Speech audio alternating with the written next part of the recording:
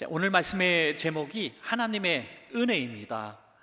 하나님의 은혜, 어찌 보면 너무나 많이 들어서 식상하기까지 한 제목이 아닐까 생각합니다. 우리가 제일 많이 쓰는 용어 중에 하나가 아마 은혜일 겁니다. 은혜. 그래서 은혜라는 용어를 이렇게 많이 쓰게 되면 저 사람 교회 다니나 보다 아마 그렇게 생각할 거예요. 제가 조사해 보진 않았지만 이 전 세계적으로 교회 이름, 특별히 서양 쪽에 많더라고요. 교회 이름으로 제일 많이 사용한 이름이 아마 은혜교회가 아닐까. 은혜교회가 제일 많은 것 같아요. 주변의 동네마다 다 있습니다. 사람 이름도 우리 믿음의 자녀들 딸라면 은혜란 이름을 제일 많이 쓴 것 같아요. 그래서 주일학교에서 은혜야 부르면 안 된답니다. 여러 명이 고개를 돌려보기 때문에 은혜란 이름이 그렇게 은하고요. 또 기업을 해도 은혜라는 기업을 참 많이 쓰죠. 우리 교회도 있죠. 이 은혜라는 말이 뭡니까? 이 카리스라고 하는 말이죠. 카리스는 뭐 여러 가지 파생된 단어들이 있습니다. 적어도 한 10개 이상 되는 것 같은데요. 뭐 대표적으로 제일 많이 쓰는 게 뭐 감사 또는 기쁨 또는 선물, 이런 표현으로 많이 쓰고 있습니다. 여러분, 이 카리스 또 이 은혜가 우리에게 감사하게 되고 기쁨을 주고 또 하나님의 선물처럼 여겨진다는 거, 경험하지 않은 사람은 모를 겁니다. 우리가 기독교인들이 은혜라는 말을 이렇게 많이 쓰게 된 이유 중에 또 한 이유는 아마도 사도 바울 때문이 아닌가 싶습니다. 사도 바울의 서신이 모든 성도님들의 성경 읽기라든지 설교에 아주 지배적인 부분을 담당하고 있는데, 이 사도 바울에게서 은혜라는 단어를 빼버리면 설교가 안 될 겁니다, 여러분. 적어도 사도 바울의 서신 속에서 300회 이상 사용했다고 합니다. 한 절에서도 서너 구절씩 막 사용합니다. 그만큼 은혜가 사도 바울의 사역의 원동력이 되었다는 것이고, 우리 성도님들의 어떤 신앙생활에 굉장히 중요한 요소가 되고 있습니다. 이 은혜가 왜 선물인가? 돈 주고 내가 살 수 있으면 선물이 아니죠. 선물을 받았을 때 그것이 내가 받을 자격이 없는데, 이유도 없는데 그것이 주어졌을 때 참 깜짝 선물이 되는 것이요, 감동이 되는 겁니다. 제가 몇 해 전에 주일학교 학생이 제가 설교하는 모습을 그린 그림을 선물로 한 장을 받았거든요. 설교 시간에 아마 제 얼굴을 그리고 싶었나 봐요. 설교가 지루해서 그랬는지 모르겠지만 하여튼 제 얼굴을 이렇게 그려서 나중에 엄마가 저에게 전해줬습니다. 한번 보실래요? 이게 루브르 박물관에 걸릴 정말 명작이 아닐까, 21세기 명작이 아닐까. 제가 이제 서재에 붙여놨습니다. 디테일이 살아있어요. 자세히 보세요, 여러분. 강대상의 십자가도, 또 강단의 십자가도, 또 교회 그때 표까지 잘하고요. 제 얼굴 표정, 손짓 아주 잘 담아냈습니다. 이걸 받았을 때 참 기쁘더라고요. 꼬마가 제 얼굴을 이렇게 그려줬을 때 참 기뻤습니다. 그리고 이거보다 수준이 조금 더 있는 우리 성인 성도님의 제 얼굴을 그린 그림도 또 받았어요.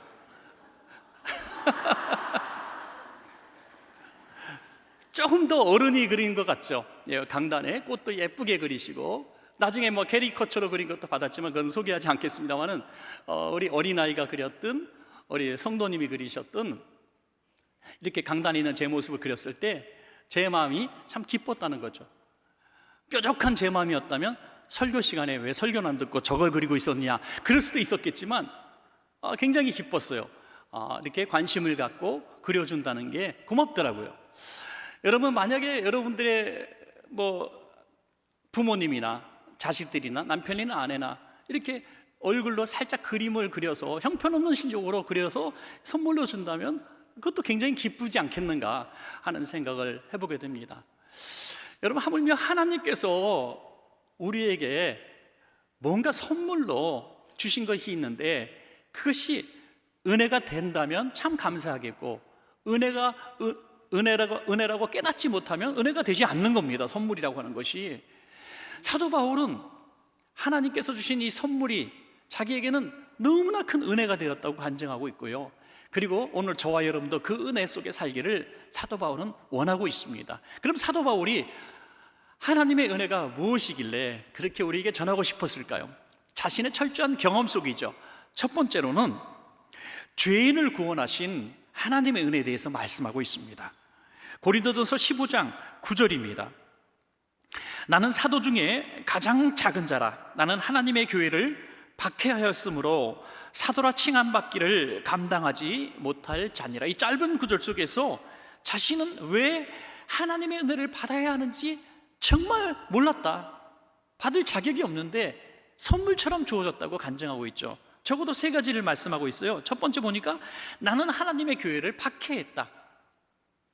그냥 구경꾼이 아니라 하나님을 박해한 사람이라는 거예요. 하나님의 교회, 성도들을 박해했다는 것입니다. 이 박해자를 벌하지 않으시고 멸하지 않으시고 구원하신 것이 너무나 큰 은혜다, 선물같이 주어졌다는 거예요. 여러분, 그렇지 않습니까? 우리가 죄를 졌어요. 특별히 하나님을 박해했다고 생각해 봅시다. 너무나 상상도 할 수 없는 일이죠. 사도 바울도 자기가 하나님을 박해했다고 생각한 적도 없습니다. 왜냐하면 하나님을 위해서 이 이단자들인 예수 믿는 사람들을 죽이려고 했기 때문이죠. 스데반을 죽이는데 앞장섰습니다. 다메섹에 그리스도인들이 모여있다는 이야기를 듣고 그 정보를 듣고 잡으러 가는 길이었습니다. 그런데 부활하신 예수님이 나타나셨죠. 부활하신 예수님이 하신 말씀이 뭡니까? 이게 비수처럼 바울에게 꽂힌 거예요. 그래서 지금 이 시간에도 고백하고 있는 겁니다. 뭡니까? 사울아 사울아, 내가 왜 나를 박해하느냐? 누구십니까? 내가 당신을 박해한 적이 없는데 누구십니까? 이 말은 무엇입니까? 네가 지금 박해하는 그리스도인들을 박해하는 것이 곧 나를 박해하는 것이다 라고 말씀하고 있는 것이죠. 그때 깨닫게 되는 거죠. 자신은 하나님을 위해서 이 일을 한다고 생각했는데 하나님을 박해하고 있었다는 것을 깨달은 겁니다. 여러분, 이게 깨달음을 주신 것이 은혜라는 거예요. 혹시 여러분 가운데 먼저 믿은 여러분의 가족이나 친구나 친척을 조롱하거나 혹시 조금 더 진도가 나가서 손찌검을 했거나 경제적인 불이익을 줬거나 그런 적이 있었습니까? 혹시 여러분 직장에서 직원들 가운데 예수 믿는다고 모욕을 준 사람들이 있었습니까?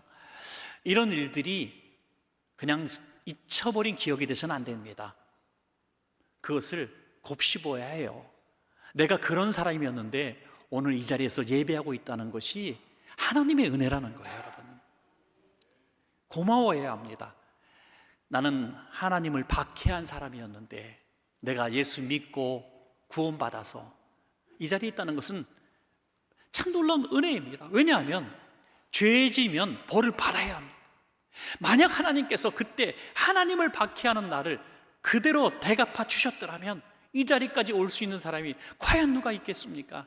그런데 그런 저와 여러분을, 그런 사도 바울을 찾아가 주셔서 구원하여 주셨다는 것이 얼마나 큰 은혜인가, 그걸 깨달아야 한다는 것이죠.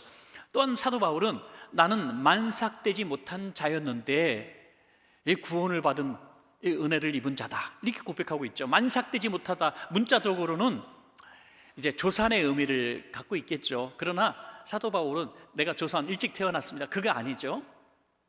그만큼 요즘 말로 좀 비하하는 말로 짓자면 부족하다 이거예요. 못난 놈이라는 겁니다. 생각하는 거나 말하는 거나 실수투성이라는 얘기입니다. 이렇게 스스로를 비하시킵니다. 왜냐하면 자신은 제일 당시의 지성인이었습니다. 가말리엘 문화의 최고 학부를 나온 사람, 최고 학부의 최고 지성인, 자기보다 다 못 배웠고 무식한 것들이라고 생각했습니다. 무식하니까 예수 믿지, 무식하니까 종교를 믿지, 이렇게 얘기했던 사람. 어떤 유명한 물리학자가 계신데요, 이분이 주님을 영접하고 신실한 그리스도인이 되었답니다. 그런데 젊은 이제 부교수가 와서 이제 자기가 제일 존경하는 물리학의 교수님이시기도 하니까 인사를 드리러 왔대요. 그랬는데 교수 연구실에 이렇게 십자가도 있고 성경도 있고 하는 걸 보면서 깜짝 놀란 거예요. 아니, 교수님이 어떻게 물리학자인데 예수님을 믿으십니까? 그랬더니 그냥 미소로 네가 아직 어려서 그래, 그런 표정을 짓더라는 거죠. 네가 아직 몰라서 그래, 네가 아직 몰라서 그래.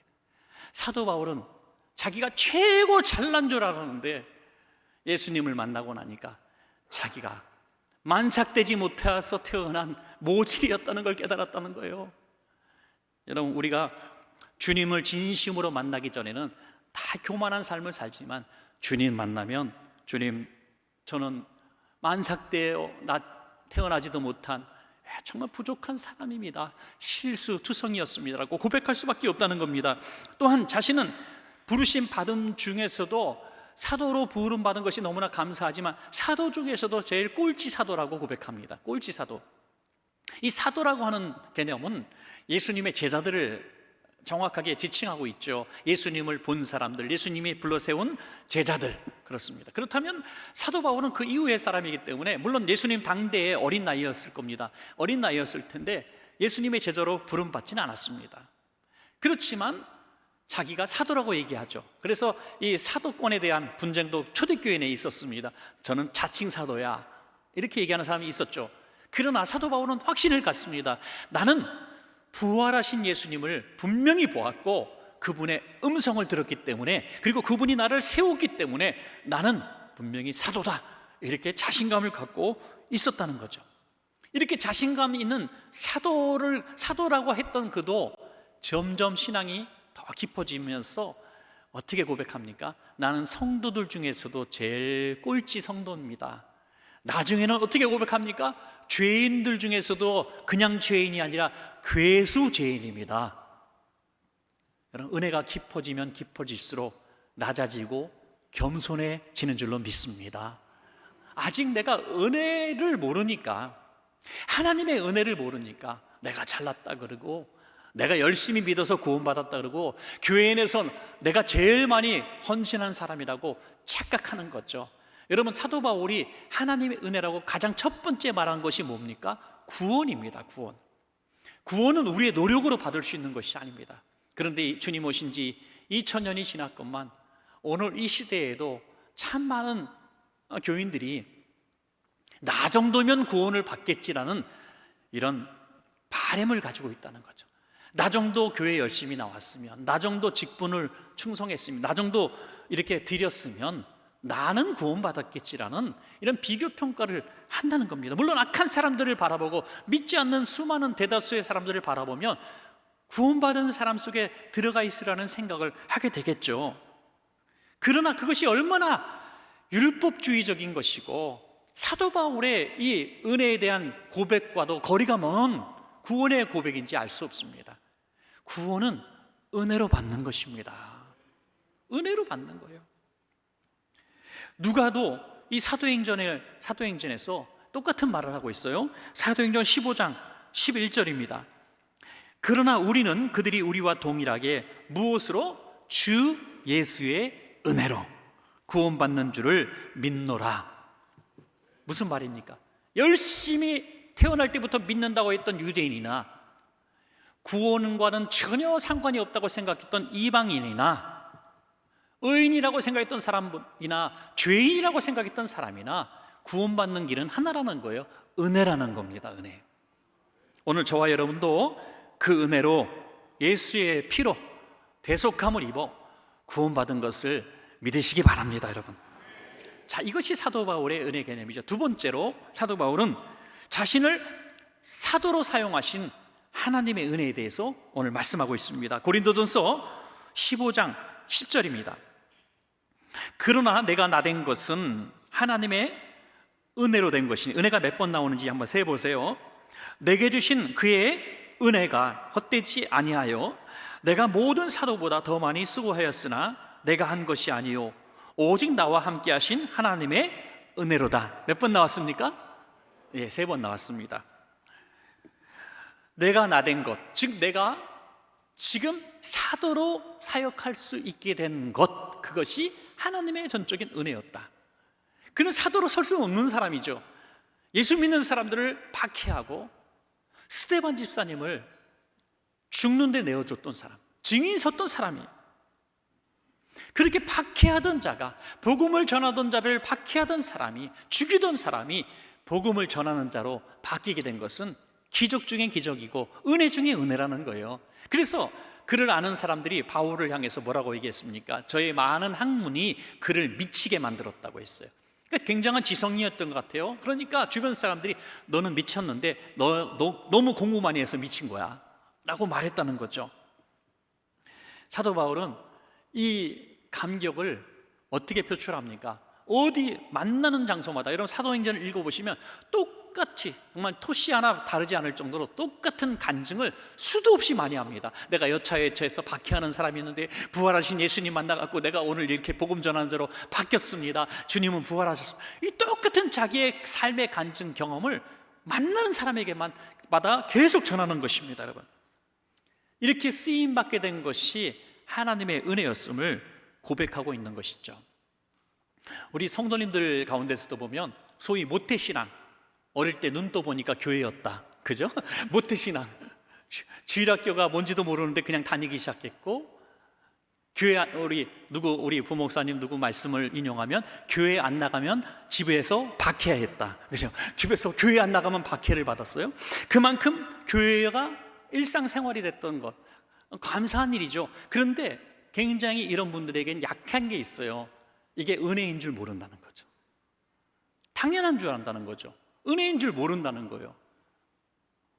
굶어본 사람이 밥 한 그릇 놓고 감격하며 기도할 수 있는 것처럼, 정말 어릴 때부터 그냥 당연하게 신앙을 받아들였던 사람은 은혜에 대한 감격이 적어요. 그러나 참 늦게 예수 믿은 사람들, 포도원에 맨 마지막 오후 5시에 들어온 사람과 같이 늦게 예수 믿은 분들이 있잖아요.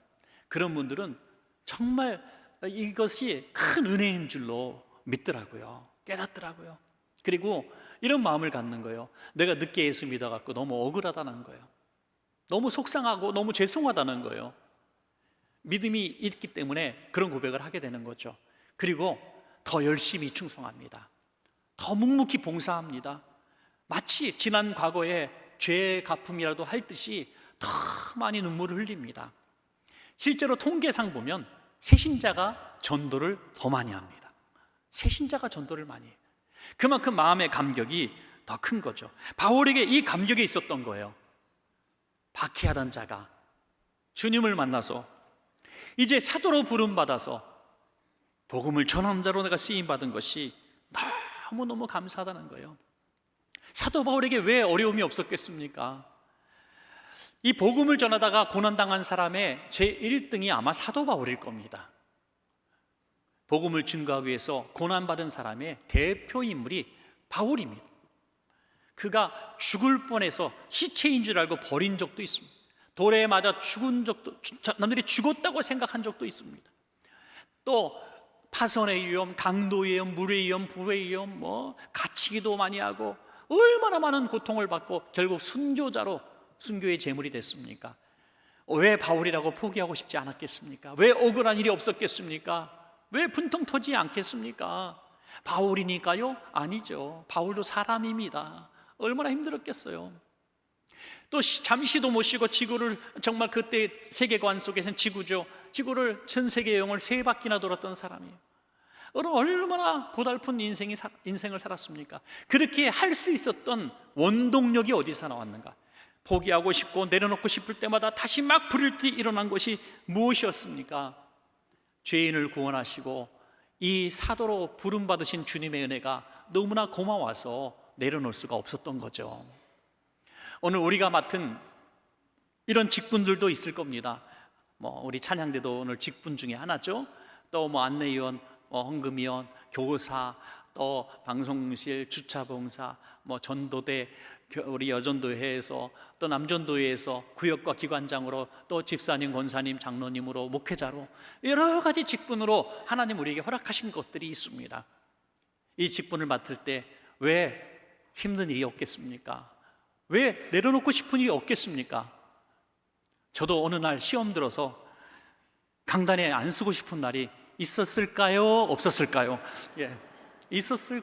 있었을까요? 예. 있었습니다. 예. 그런데 여기에 갑자기 안 서면 또 그것도 큰일이니까, 주여 죽여 주시옵소서 하면서 자리에 서 있을 때도 있습니다. 우리 모두가 다 연약합니다. 피곤합니다. 그러나 또 견디고 또 버티고 또 추스리고 일어날 수 있는 이유는 뭡니까? 내가 과거에 얼마나 죄인이었는지, 그리고 예수의 피로 내가 얼마나 구원받은 것이 은혜인지, 그리고 내가 지금 이렇게 쓰임 받는 것이 얼마나 큰 축복인지, 그거를 되뇌이면서 다시 또 서 있게 되는 것입니다. 여러분, 사랑하는 여러분, 앞으로 어떤 어려움이 있어도, 어떤 힘이 포기할 만한 상황이 생겨도 주님이 주신 사명이라고 믿으신다면 절대로 포기하지 마시기를 부탁합니다. 여러분, 그렇게 감당하는 날도 그렇게 많이 남지는 않았어요. 그렇게 길지 않아요. 평생 구역장 합니까? 평생 뭐 교사합니까? 평생 찬양대 합니까? 못할 날이 와요. 할 수 없을 날이 옵니다. 오늘 사도 바울은 이렇게 고백합니다. 내가 모든 사도보다 수고한 것은 맞다. 그 누구보다 내가 열심히 했다. 이를테면 우리 원천교회에서 내가 나처럼 봉사 많이 한 사람이 어디 있어? 라고 말하는 자신감이 있었다는 거예요. 대단한 사람이죠. 그럼에도 불구하고 그는 이렇게 고백하죠. 그러나 내가 한 것이 아니요 오직 나와 함께 하신 하나님의 은혜였습니다 라고 하는 거죠. 진짜 직분을 감사함으로 감당할 줄 아는 사람은 이렇게 고백하게 되는 거예요. 내가 했어요 하는 사람은 은혜가 뭔지 모르는 사람이죠. 오늘 사랑하는 여러분, 주님 부르시는 그날까지 은혜인 줄 알고 주님 주신 사명이 있다면 잘 감당하시기를 축원합니다. 마지막 세 번째는 부활의 소망을 주신 하나님의 은혜에 지금 감사하고 있습니다. 고린도전서 15장 19절에서 20절입니다. 우리 한번 같이 읽어볼까요? 시작. 만일 그리스도 안에서 우리가 바라는 것이 다만 이 세상의 삶뿐이면 모든 사람 가운데 우리가 더욱 불쌍한 자이리라. 그러나 이제 그리스도께서 죽은 자 가운데서 다시 살아나사 잠자는 자들의 첫 열매가 되셨도다. 아멘.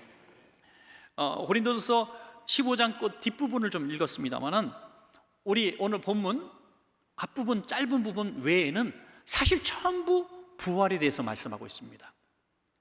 그래서 성경 장마다 어떤 별명들이 붙여지는데 고린도전서 오늘 함께 읽으신 15장은 소위 부활장이라고 불리는 장입니다. 이 15장의 중심은 부활이에요. 하나님 나라예요. 그런데 앞에 조금만 은혜에 대해서 말씀하고 있죠. 바울에게 있어서 최고로 은혜라고 고백하고 싶었던 것은 하나님 나라였어요. 하나님 나라. 내가 죄인인데 정말 기독교인들을 박해하는 사람인데 예수 믿게 된 것, 구원받은 것이 너무나 감사하고 또 열심히 주님께서 주신 사명 감당하는 것도 감사하지만 내가 정말 감사하고 기쁜 것은 내가 언제 죽어도 하나님의 품에 있을 것이라는 이 확신이었습니다. 예수님처럼 부활할 거라는 믿음이었습니다. 여러분, 그 당시에는 그런 감동이 생생했을 것 같아요. 사실 왜냐하면 지금 사도 바울의 주변에 예수님의 부활의 모습을 본 사람이 500여 형제가 있었다는 거예요. 500여 형제, 실제로 그 당시에도 생존하고 있었다고 고백하고 있습니다. 너도 나도 예수님 부활하신 모습을 봤다고 고백하니 얼마나 생생하겠어요. 당장 내일이라도 주님이 오실 줄 알았을 겁니다.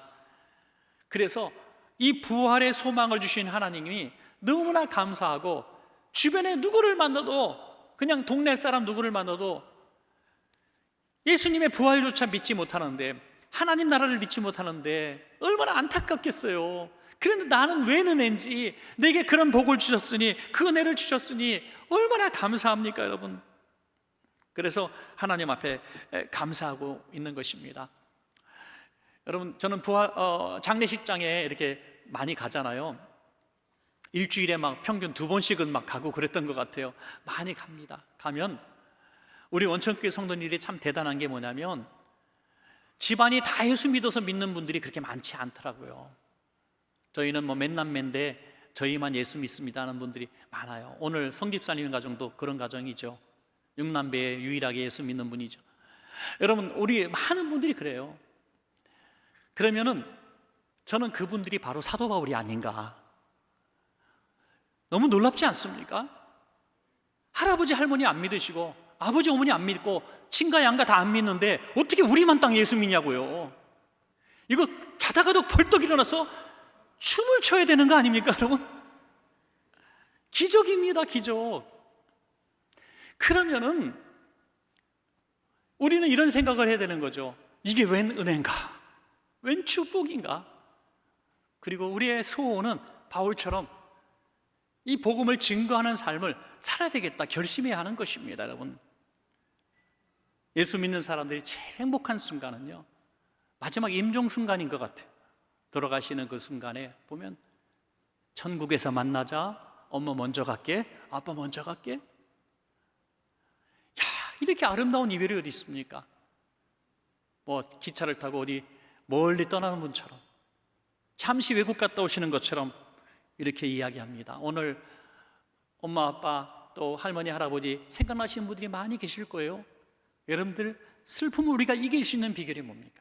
하나님 나라에 소망이 있기 때문인 줄로 믿습니다, 여러분. 이 땅에는 그런 믿음으로 충성하고 살아가는, 죽음과 공포를 이겨내고 서러움을 이겨내고 살아가는 얼마나 신실한 그리스도인이 많은지 알 수가 없습니다. 저는 2024년 7월 9일 바로 얼마 전에 국민일보 기사를 하나 읽다가 좀 이렇게 관심 있게 본 부분이 하나 있었는데요, 좀 이런 기사였습니다. 방글라데시에서 사역하는 출신의 수디프 미르 목사님, 50대 중반이에요. 이분이 전도사 시절에 교회에 이렇게 있을 때 이제 무슬림들이 교회로 쳐들어와서 이 전도사님을 이제 폭행을 한 거죠. 그런데 그냥 폭행이 아니라 살해를 하려고 했습니다. 흉기로 찌른 부분 몸에 18군데 흉기로 찔러서 온몸이 만신창이가 됐고요. 그래서 안 죽을 것 같으니까 입을 벌리게 하고 권총을 입속에다 쐈습니다. 그래서 입이 다 날아갔어요. 잇몸, 치아, 턱뼈까지 다 빠져버렸어요. 죽었는 줄 알고 버렸죠. 그런데 생존했기 때문에 그때 선진병원인 싱가포르에 있는 병원 가서 치료를 받게 돼요. 그리고 다시 살아났. 2년 동안 치료를 받고, 그런데 다 만류했는데 다시 사역지로 돌아갔대요. 그 자기의 그런 온 눈물과 땀이 있는 그곳에 다시 순교의 제물이 되겠다고 돌아갔어요. 그리고 20년 동안 18개 교회를 세우게 됩니다. 그리고 이제 20년쯤 지나니까 수술 받은 것들이 다 무너져 내려서 식사를 할 수가 없고 잠을 잘 수가 없는 끔찍한 고통에 시달리게 됩니다. 그 소식을 우리 한국 선교사님이 듣게 되고 한국 교회에 구조 요청을 하게 되죠. 그래서 최근에 한국에서 이분을 도와주기로 하고 정말 막대한 치료비와 재활치료비 또 숙박 모든 시설을 한국 교회가 다 담당해 줬다는 거예요. 그래서 사진 한 장 보시면 이제 치료받는 장면이 이렇게 나오고 있습니다. 정말 총을 이 턱에 맞았다는 사람 모습이 아니죠. 다시 건강해진 모습을 보게 되고요. 다시 이분은 자기의 사역지로 돌아가 주님 부르시는 날까지 사역하고 있는 것입니다, 여러분. 여러분, 이런 분들을 보게 되면 우리도 저분들과 동일한 하나님 나라를 바라보고 있는 사람인가, 이렇게 살아도 저분들이 갈 수 있는 하나님 나라로 우리도 똑같은 것을 사모할 자격이 있는가 하는 그런 생각들이 조금씩 들 때가 있습니다. 그래서 자꾸 우리는 우리 자신을 쳐야 되는 거죠. 자꾸 비워야 되는 겁니다. 하나님, 나도 하나님 나라를 사모하는 바울처럼 이런 믿음의 아름다운 그리스도인들처럼 나도 하나님 나라를 사모하는 부활 소망으로 살아가게 해 주십시오. 이렇게 기도할 수 있는 분들이 진짜 하나님의 은혜를 아는 분인 줄로 믿습니다, 여러분.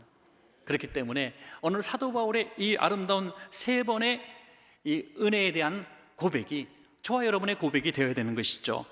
요한복음 16장 33절에 이것을 너희에게 이르는 것은 너희로 내 안에서 평안을 누리게 하려 함이라. 세상에서는 너희가 환난을 당하나 담대하라. 내가 세상을 이기었노라 말씀하고 있습니다. 말씀을 맺겠습니다. 이 사도 바울이 은혜라고 고백했던 3가지 은혜는 저와 여러분이 다 받은 은혜입니다, 여러분. 우리도 죄와 사망으로 죽을 수밖에 없고 예수 믿지 않으면서 내가 잘난 줄 알고 살았던 우리들이 예수님이 강권하여 만나주셔서 구원해 주셨고, 또 오늘 이렇게 믿음의 식구들과 함께 신앙생활하는 아름다운 신앙 공동체에서 각각 맡은 직분을 잘 감당하는 직분자로 세워주셨고, 언제 어느 때 주님이 부르셔도 하나님 나라의 소망을 갖고 있기 때문에 주여 내가 이제 주님 품에 안깁니다라고 기뻐할 수 있는 삶을 살게 해 주셨습니다. 이 은혜를 오늘 회복하고 은혜를 은혜로 깨닫고 감사하며 사는 우리 성도님들의 생애가 되시기를 간절히 축복합니다.